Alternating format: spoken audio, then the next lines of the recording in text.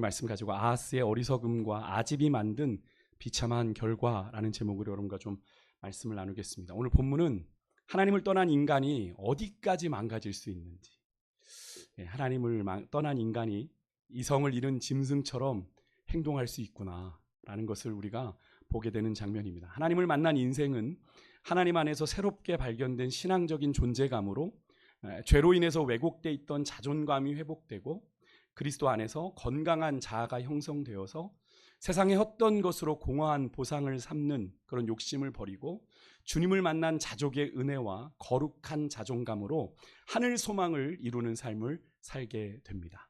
맞죠? 주님을 만난 삶은 바로 그런 삶입니다. 근데 여러분, 우리들의 삶은 어떠한가요?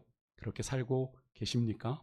하나님 안에서 새롭게 발견된 신앙적인 존재감으로 죄로 인해서 왜곡된 자존감이 회복되고 그리스도 안에서 건강한 자아가 형성이 되어서 세상의 헛된 것으로 공허한 보상을 삼는 그런 욕심 버리고 주님 안에 자족의 은혜를 누리며 거룩한 자존감으로 나는 하나님의 자녀야 라고 하는 거룩한 자존감으로 하늘 소망을 이루는 삶을 살게 되는 게 그리스도인의 삶인데, 여러분은 어떻게 살고 계세요?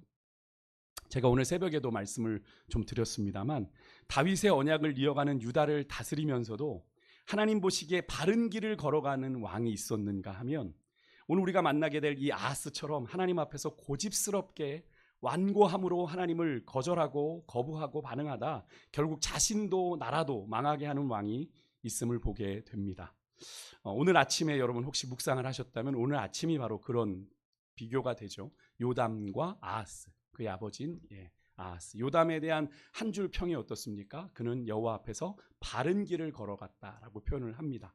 그렇다고 요담이 완전하지 않았습니다. 여러분, 유다의 왕들 중에도 다윗의 혈통을 따라 세워진 왕들이지만 완전한 왕들은 하나도 없었습니다. 그죠? 그렇지만 그들의 최대한 하나님을 향해 그들이 바른 마음을 먹고자 요담이 애를 썼고 바른 태도를 가지고 나아가매 비록 그들의 백성은 여전히 부패했어요. 백성까지 요담이 건사하지 못했습니다.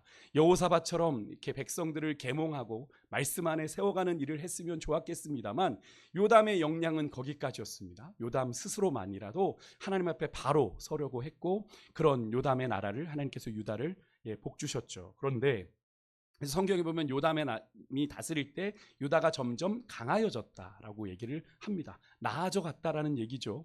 저는 그 요담의 짤막한 소개가 우리 신앙의 모습이어야 한다고 생각합니다. 하나님은 우리에게 완전을 요구하시지 않습니다. 우리에게는 명암이 있죠. 단점도 있고 장점도 있습니다만 하나님이 우리가 주님 앞에 갖는 그 장점들을 가지고 주님을 더욱 기쁘시게 하는 삶을 어제보다는 더 많이 살아내는 오늘이 되기를 원하신다라고 하는 거예요. 여러분, 하나님이 여러분에게 완전을 요구하신다면 아마 이곳에 우리는 존재할 수가 없겠죠. 어제보다는 나은 삶을 꿈꾸기에 오늘 여러분들이 오늘 이 밤에 나오신 줄 믿는데요. 여러분, 오늘 이 아하스의 모습은 이 유다 왕들에 대한 이 이야기는 우리가 표면적으로는 다 성도라고 부르지만 우리가 진정 구원받은 성도다운 삶을 살아가는지에 따라 우리의 인생의 결론이 다를 수 있다는 걸 우리에게 이야기해 주는 겁니다.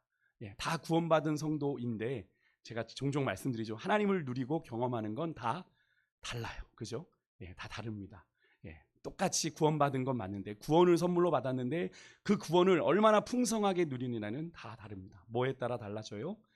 믿음 만큼 하나님을 경험하게 된다라는 늘 말씀을 드리는데 여러분 그것을 놓치시면 안 됩니다. 믿는 만큼 하나님을 경험하게 되는 거예요. 오늘 본문은 아하스 왕의 이야기입니다. 오늘 새벽에 시작된 아하스 왕의 이야기, 20세의 왕위에 올라 유다를 16년 다스렸는데 유다의 왕이면서도 선왕들처럼 다윗의 길을 따라가지 아니하고 북쪽에 이스라엘 왕들의 길로 행하여 그의 선왕들이 제거했던 바알 우상들을 다 다시 만들고 이방 사람들의 가증한 행위를 본받아 자녀를 인신제사로 드리는 그 행위를 따라 했습니다. 산당 또 작은 산 위 모든 푸른 나무 아래 이런 표현들이 나오는 건 정말 유다에 세울 수 있는 곳곳에 다 산당을 세워 우상을 섬기도록 독려했다는 겁니다. 하나님은 그런 아하스를 심판하시게 되는데요. 바로 아람 왕 르신과 북이스라엘 왕 베가의 연합군에 의해 넘겨 이 아하스가 혹독한 그 우상 숭배의 대가를 치르게 하십니다. 표면적으로 볼 땐 이 장면이 원래는 이 아람 왕과 북이스라엘 그리고 남유다가 반아수르 연합군을 만들려고 했는데 이 남왕국의 아하스가 그것을 거절했기 때문에 그래 그러면 우리가 너를 칠 거야. 그래서 아람 왕과 북이스라엘의 동맹군이 이 남유다를 공격한 거거든요. 그러니까 언뜻 보면 그냥 표면적으로 드러난 이 행태는 반아수르 동맹을 요구한 이 아람 왕과 이스라엘의 손을 버리고 아수르의 손을 잡은 유다를 이 아람과 북이스라엘이 응징하는 모양새이지만 그 이면에는 누구의 손길이 있더라? 아하스와 유다에 대한 하나님의 심판의 손길이 있더라 하는 거죠.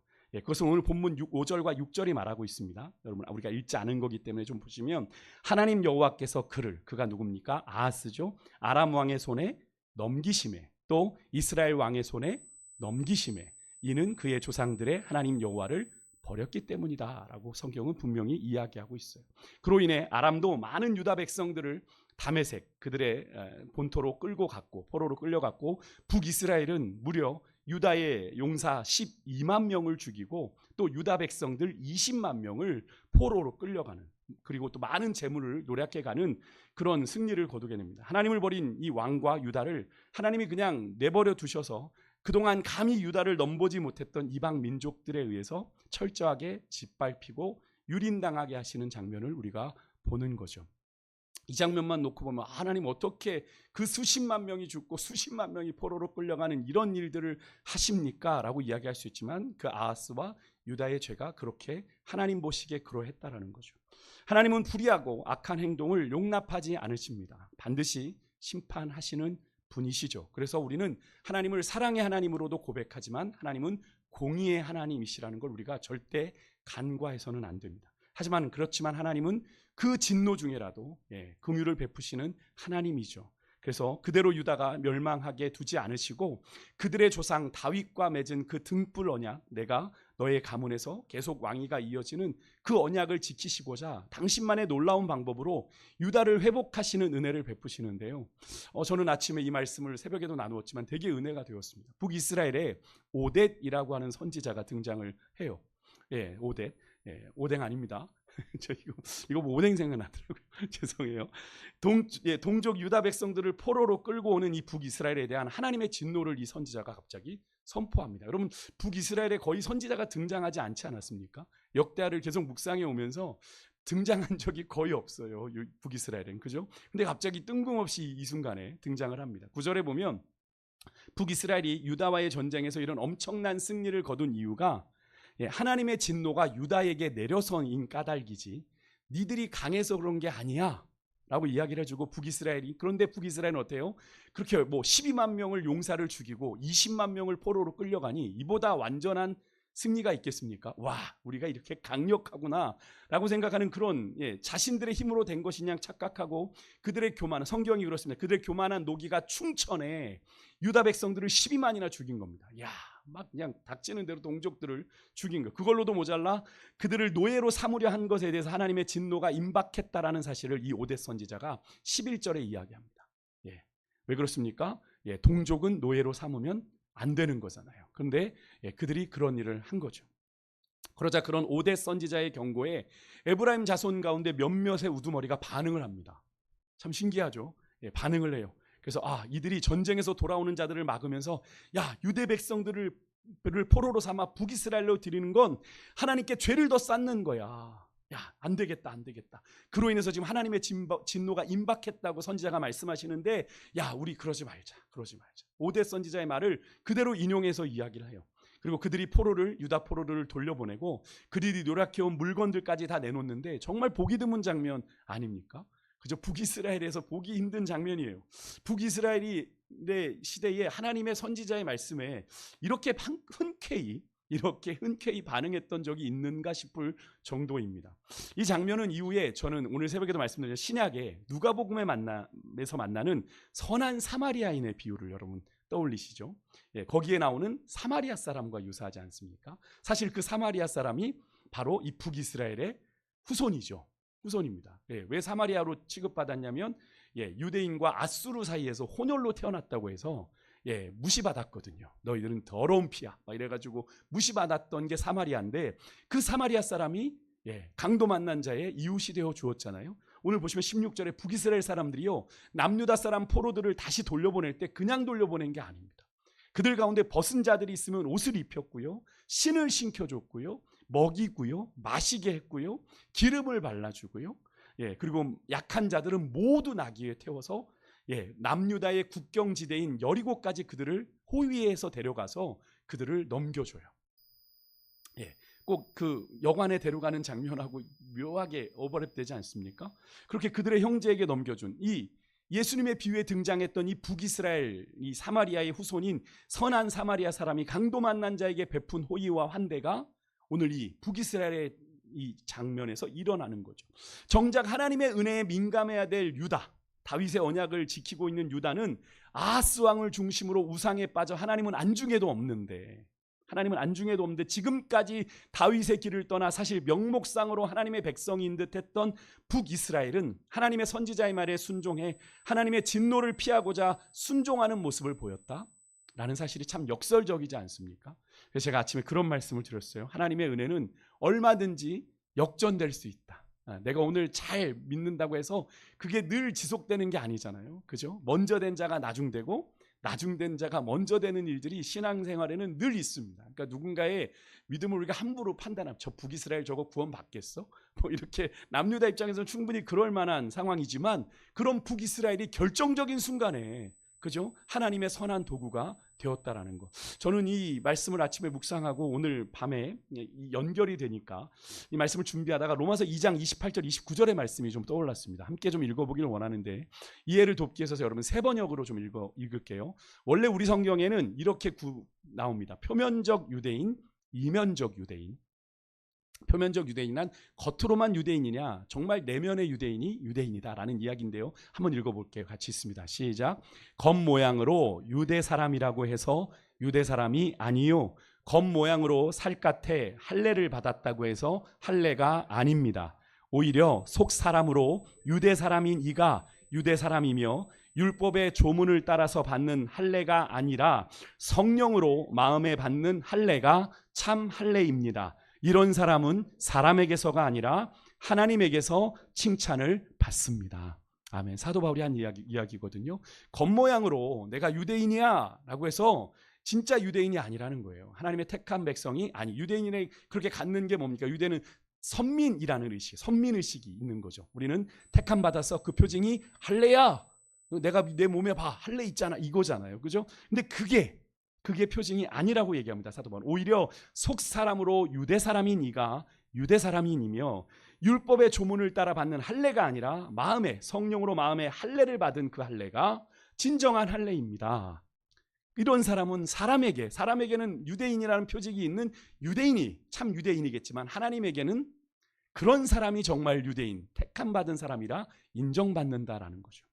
오늘 사건만 놓고 본다면 여러분 로마서의 말씀에서 겉으로만 하나님의 백성인 나라는 어디예요? 유다죠. 그죠? 아하스가 다스리는 유다고 속사람까지 정말 하나님의 백성인 자들은 오히려 무시받았던 북쪽 이스라엘의 백성들이라고 하는 것이 보여지는 장면이지 않습니까? 여러분 우리는 어떠합니까? 여러분 우리는 어떠하세요? 혹시 겉으로만 우리는 그리스도인 척하고 살아가고 있지는 않으십니까? 교회 왔다 갔다 하니까. 그죠? 정말로 여러분 속사람이 참된 그리스도인으로 거듭나는 다시 복음 앞에 서는 오늘 이 밤이 되실 수 있기를 간절히 소망합니다. 그리고 오늘 우리가 함께 읽은 본문으로 이어지는 거예요. 이제 오늘 어쨌든 이제 이스라엘로 사로잡혀간 유다 백성들이 그렇게 돌아오게 된 것, 하나님의 은혜죠. 그죠? 하나님의 은혜이지 않습니까? 하나님께서 5대 선지자를 통해 그 일을 이루신 거잖아요. 아하스 왕으로 입장에서는 유다를 다스리는 아하스 왕의 입장에서는 마땅히 감사해야 될 일입니다. 하나님께 영광을 돌려야 될 일입니다. 하나님 고맙습니다. 지금까지의 사건들을 좀 돌아보고 자신을 성찰해야 되지 않겠어요? 내가 하나님 앞에 무엇을 잘못했는가? 왜 하나님이 우리나라에 이런 전쟁을 주셨지라고 생각해야 되는데 그는 여전히 깨닫지 못합니다. 이렇게 무지할 수 있을까? 그리고 하나님을 찾기보다는 아수르 왕에게 사람을 보내 도움을 요청해요. 그런 사이에 17절과 19절에 보면 하나님이 또 그를 심판하십니다. 또 정신을 못 차려요. 그러니까 누구를 보내요? 에돔, 블레셋을 통해 또 유다를 침략하게 하세요. 하나님이 이스라엘을 자기 백성을 심판하실 땐 전염병, 기근, 전쟁 이 세 가지의 방법으로 주로 심판하시는데 이번 아하스 왕의 경우는 바로 전쟁이죠. 17절 18절에 보면 에돔이 사람이 다시 와서 유다를 쳐 백성을 노예로 잡아가고 계속 잡혀가요. 그냥 그죠? 그다음에 블레셋 사람들은 더합니다. 유대 남방 성읍을 침략해 빼앗고 거기서 살았다고 얘기합니다. 이제 영토가 빼앗기기 시작을 하는 거예요. 아하스가 아수르 왕에게 성전 왕궁의 보물들을 조공으로 바치며 도움을 청하는데 되지가 않아요. 그런데 이 역대와 같이 여러분 아하스에 대해서 기록이 있는 열왕기하 16장을 보면요, 이 아하스의 아수르에 대한 원조 요청이 지금 역대하로 놓고 보면 어떤 때 한 거죠? 이미 아람과 북이스라엘 군대에 짓밟히고 나서 한 것으로 되어 있잖아요. 그죠? 그런데 이 열왕기하 16장을 보면 이 아하스가 아수르에게 원조를 요청했던 게 이미 앞에서 살펴본 아람왕 르신과 북이스라엘 베가의 동맹군이 유다를 침략하기 전부터 있었던 겁니다. 전부터 좀 도와주십시오라고 손을 내밀었어요. 그런데 거기에 보면 아하스가 아수르 왕에게 자신은 나는 당신의 신복입니다. 나는 당신의 아들입니다. 아주 그냥 바짝 엎드려서 이 아람과 이스라엘 동맹군의 손에서 나를 좀 구원해 달라고 요청을 했어요. 그때 은, 금, 조공을 이미 다 바쳤습니다. 근데 듣지 않으니까 또 보낸 거죠. 또 보낸 겁니다. 또 여러분 이사야 7장에 보면 이 아하스의 이야기가 또 나오거든요. 이사야가 이때 활동을 했어요. 아하스 왕 유대 백성들이 이미 아람과 유대 동맹군이 온다는 이야기를 듣고 두려워 떠는 장면이 나옵니다. 우리 이사야 7장 2절 한번 같이 한번 읽어볼게요. 같이 읽습니다. 시작. 어떤 사람이 다윗의 집에 알려 이르되 아람이 에브라임과 동행하였다 하였으므로 왕의 마음과 그의 백성의 마음이 숲이 바람에 흔들림같이 흔들렸더라. 돌돌돌돌돌돌 떨고 있는 거죠. 이제 우리 죽었구나. 정말 근데 그 결과가 참혹했죠. 12만이나 죽고 20만이나 끌려가고 또 다메섹에도 끌려가고. 하나님은 아하스에게 이사야 선지자를 보내서 야 그들이 와도 너희 유다를 이기지 못하고 오히려 아수르에게 망할 거야 라고 얘기해 주셨어요. 그런데 아하스가 하나님의 말씀을 신뢰하지 않습니다. 오히려 동맹군을 압도할 아수르에게 원조를 구하는 어리석은 선택을 하고 만 건데요.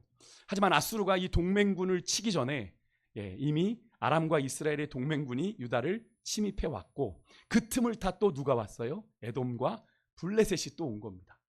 맞은 데 또 맞은 거예요. 하지만 여러분 이 모든 일의 배후에는 여전히 하나님의 약속에도 불구하고 하나님의 말씀을 신뢰하지 않는 하나님의 손길이 있습니다. 하나님이 계속 지금 아하스에게 야 네가 봐야 되는 건 나야 계속 이야기하시는데 듣지. 오늘 보면 19절이 그 사실을 우리에게 분명히 말해줍니다. 19절 한번 같이 읽어볼게요. 시작. 이는 이스라엘 왕 아하스가 유다에게 망령되이 행하여 여호와께 크게 범죄하였으므로 여호와께서 유다를 낮추심이라.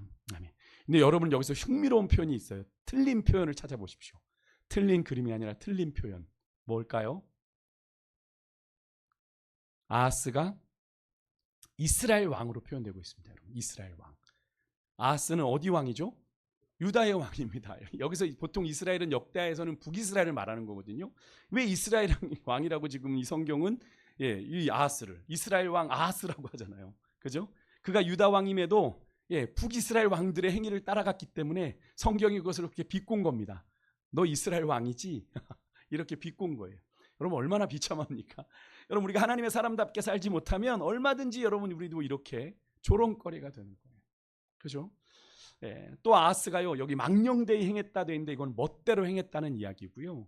여호와께 크게 범죄했다. 여기 범죄했다라는 이 표현이 불충실했다.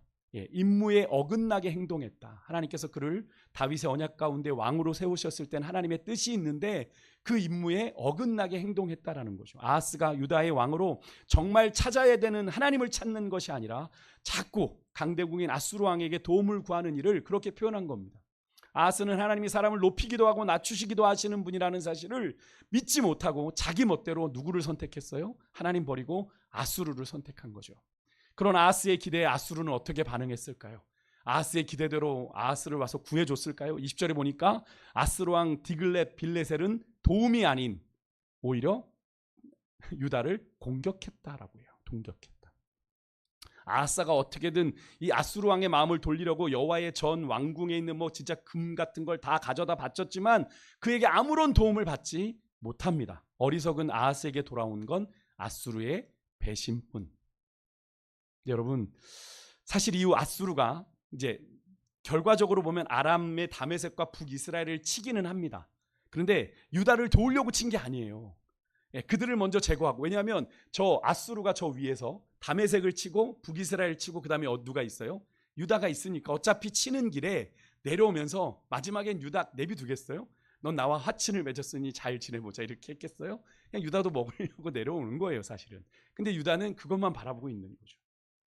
그럼 유다까지 손에 넣으려고 하는 이 아수르의 야심의 그냥 일환이었었던 겁니다. 근데 유다는 그 아수르의 손만 바라보고 있었던 거죠. 여러분, 이게 세상 아닙니까? 근데 여러분, 이게 세상이죠. 얼마든지 자신의 이해관계, 이해득실에 따라 태세를 전환할 수 있는 것이 세상이죠. 언제는 도와줄 것처럼 그렇게 했다가 그죠? 자신의 손해가 있을 것 같으면 뒤도 안 돌아보는. 근데 여러분, 이런데도, 여러분 세상이 이러한데도 여러분 이런 세상에 소망을 두시겠어요? 여러분의 기대를 두시겠어요? 절대로 여러분 늘 말씀드리면 세상은 우리의 믿음의 대상이 아닙니다. 사람도 여러분 믿음의 대상이 아닙니다. 너무나 분명하지만 우리가 자꾸 인정하고 싶지 않은 이 자명한 사실을 잊어서는 안 되는데, 자꾸 잊으니까 우리가 어떤 선택을 하게 돼요? 자꾸 하나님 아닌 다른 것을 붙잡는 일들이 우리의 삶에 일어나게 되는 겁니다. 하나님밖에는 없다라고 하면 하나님과 쇼부를 봐야죠. 세상 말로 쇼부를 봐야 되는데, 하나님 앞에서 기도하고 하나님 앞에 매달리면 하나님 좀 살려달라고, 사실 우리 신앙의 선배들이 그렇게 살아오신 것 아닙니까? 그죠? 근데 우리는 하나님이 응답하시지 않는 것 같으면 그냥 당장 일어나서 내 방법을 찾는 거죠. 여기 저기 내 방법을 찾는 거예요. 아하스는요, 집에 든 개 한 마리 쫓자고 더 무서운 맹수를 불러들였습니다. 혹을 때려다가 혹을 더 크게 붙이는 꼴이 되어버렸어요. 결국 하나님을 의지해야 하는 자가 하나님을 의지하지 않으면 돌아오는 건 뭐예요? 배신과 손해, 결국에는 망하는 것뿐임을 아하스가 보여주고 있는 겁니다. 여러분, 하나님 떠나서 순간 잘 되는 것 같아요. 하나님 없이도 사람에게 손 벌렸더니 장욱되는 것 같아요. 여러분, 그것은 잘 되는 게 아니에요. 여러분, 하나님을 의지하셔야 됩니다. 근데 더 놀라운 건요, 이런 꼴을 당하고도 아하스가 정신을 못 차렸다는 거예요. 대단합니다, 진짜. 이 정도면 그래도 이 다윗의 혈통을 이어받은 유다의 왕인데 자신이 무엇을 잘못했는지 좀 깨달아야 되는 상황 아닙니까? 이 정도면. 근데 그러지 못할 정도로 이 아하스가 영적으로 무지하고 어리석어요. 당시에 이사야 같은 대선지자가 있었음에도 불구하고 어떻게 이럴 수 있는지 저는 그것이 더 놀랍습니다. 듣지 않으면 어쩔 수 없는 거죠. 누가 옆에 있은들, 그죠? 얘기해도 듣지 않으면 소용이 없는 겁니다. 22절에 보니까 아하스 왕이 곤고했다 그래요. 아마 지쳤던 것 같습니다. 곤고할 때에, 근데 그 뒷말이 더 기가 막혀요. 더욱 여호와께 어떻게 했대요? 범죄했대요. 여러분, 성경은 곤고할 때 뭐 하라고 얘기합니까? 그렇죠? 전도서 7장 14절 보시겠어요? 전도서 10장 보면 형통한 날에는 기뻐하고 곤고한 날에는 뒤돌아보래요. 하나님 앞에서 삶을 돌아보라는 거죠. 하나님 앞에서 곤고함이 왔을 땐 내가 어떻게 여기 이런 곤고한 순간까지 왔는지 옛날 개역 한글엔 생각하라 이렇게 돼 있어요. 생각하라. 생각해 보라는 거예요. 내가 왜 이런 지경에 이르게 됐지? 내가 어디서 잘못됐지? 어디서 잘못 가고 있는지를 보아야 되는데 보지 않는 거죠. 그러니까 더욱 하나님 앞에 범죄하는 이 만행을 저지릅니다. 이 아하스 왕에게 지금 너무나 필요한 말씀 아닙니까? 곤고한 날에는 생각해라. 뒤돌아봐라. 그는 인생의 곤고함이 점점 가중되어 가고 있잖아요. 그죠? 더 월세지고 있는데 깨닫지 못하는 어리석고 완전한 자였습니다. 완고한 자였어요. 사실 하나님이 곤고함을 더하실 때는 더 강력하게 돌이키라는 요구 아닙니까? 그죠? 너 나를 봐야 돼. 하나님이 더 강도를 높여가시는 건데 깨닫지 못해요. 아하스는 깨닫지 못합니다. 그런 가운데 아하스가 이방 나라들의 침략으로 마음이 조급해지니까 급기야는 누구를 선택하냐면, 진짜 이러기를 어려운데 자기를 친 아람 나라의 다메섹의 신들에게 제사를 드립니다. 이유는 뭔지 아십니까? 그 신들이 아람을 도와 자신을 공격해서 이겼잖아요. 그 당시에는 이 나라 간의 전쟁이 신들의 전쟁이었습니다. 내가 섬기는, 그러니까 하나님이 진 거야, 다메섹의 신에게. 그러니까 그 신들에게 내가 제사하면 혹시 도움을 받을까 하는 생각에, 아니 이렇게 유다의 왕인데 하나님에 대해서 무지할 수 있을까? 근데 여러분 이게 요즘으로 바꾸면 뭔지 아십니까? 교회 다니는 분인데 저 옆에 김 권사님이 요번에 점집에 갔다 왔다네. 용하다는 얘기를 들었어. 저기 미아리국에. 그래서 자기도 그 무당을 찾아가는 것과 똑같은 행태가 지금 아하스에게 일어난 겁니다, 여러분. 오늘 이 시대도 그런 분들 많으시대요. 제가 지난 주일에도 말씀드렸죠. 그리스도인이면서도 점집에 가고 그것에 대해서 전혀 거리낌이 없는 그런 세대가 되어 가고 있습니다. 여러분, 언약 백성의 왕으로서 번지수를 잘못 찾아도 너무 잘못 찾았어요. 아하스가. 분명 유다를 이긴 아람의 승리는 앞에 5절에도 나오지만 누가 하신 거예요? 하나님 때문이잖아요. 하나님이 아람의 손에 그를 넘기셨다라고 얘기하면 하나님이 하신 건데, 아하스의 눈에는 그게 아람의 신이 한 것처럼 보여요. 눈이 가려지니까 하나님의 일하심이 보이지 않는 거예요. 결국 아하스의 이런 무지와 어리석음은 자신만이 아니라 유다를 망하게 합니다. 그리고 온 이스라엘도 공경에 빠지게 하는데, 오늘 본문 23절 후반부를 보시겠어요? 아하스는 그 다메섹의 신들이 자신을 도울 거라고 생각했지만 그 신이 아하스와 온 이스라엘을 망하게 했다라고 성경은 분명히 기록해요. 실제로 여러분, 이 아하스 시대에 주전 722년에 어디가 멸망하냐면 북이스라엘이 아수르의 손에 멸망을 당합니다. 아하스 시대에 북이스라엘이 아수르의 제국에 먼저 멸망을 당해요. 남왕국 유다보다. 유다도 뭐 좀 버텼지만 그의 백성의 죄로 인해서 북왕국이 멸망한 다음에 약 135년 뒤에 똑같이 멸망을 당하죠. 물론 그때는 아수르를 물리친 바벨론에 의해서 망하게 됩니다. 결국 도무지 깨달을 줄 모르는 이 완악함과 완고함에 사로잡힌 아하스. 저는 신앙생활하면서 그런 분들이 제일 불쌍해요. 내 고집대로 신앙생활하는 분들. 절대로 좋은 신앙생활 아닙니다. 너무나도 완고하고 완악하면 하나님 앞에 꺾일 줄 모르면 하나님이 꺾으세요. 진짜 그런 걸 보았어요. 하나님 꺾으십니다. 내 고집대로 내려놓지 않으면. 근데 이 아하스가 더 기가 막힌 건지 하나님의 성전에다가 화풀이해요. 하나님의 성전에 가서 바짝 엎드리고 하나님의 도우심을 구해도 모자란데, 하나님 성전에서 그가 여러 나라의 침략을 받고 아수르 왕에 배반당한 이유가 그가 하나님의 도우심을 구하지 않은 까닭임을 깨닫지 못한 채 자신이 이렇게 곤고하게 된 것을 누구 탓으로 돌리고 있는 거예요? 하나님 탓으로 돌리고 있는 겁니다. 하나님, 당신 때문입니다. 이렇게 탓하는 거예요. 그리고 성전의 모든 기구들을 모아 부숴버립니다. 자기 조상들이 그렇게 애써서 만들어 놓은 기구들을 다 모아 부수고 성전문을 닫아버리고, 그죠? 자기도 안 가고 백성도 못 가게 닫아버리고 예루살렘 곳곳마다 제단을 쌓아놓고 산당을 만들어 다른 신들한테 분향하게 하고 결국에는 하나님을 더욱 진노하시게 만드는 일을 합니다. 여러분, 진짜 막 가고 있는 거죠. 아하스 왕은 막 가고 있는 거예요. 정말 악에 바친 듯 행동을 하고 있어요. 악에 바친 듯. 하나님을 향해 대항하는 아하스, 결국 스스로 멸망을 자초하게 됩니다. 여러분, 저는 이 아하스의 말씀을 묵상하면서 이번엔 좀 약간 과격하게 다가왔는데, 은혜가 아니면 여러분, 인간이 얼마나 악해질 수 있는지를 이 아하스를 통해서 우리가 좀 보게 되는 것 같아요.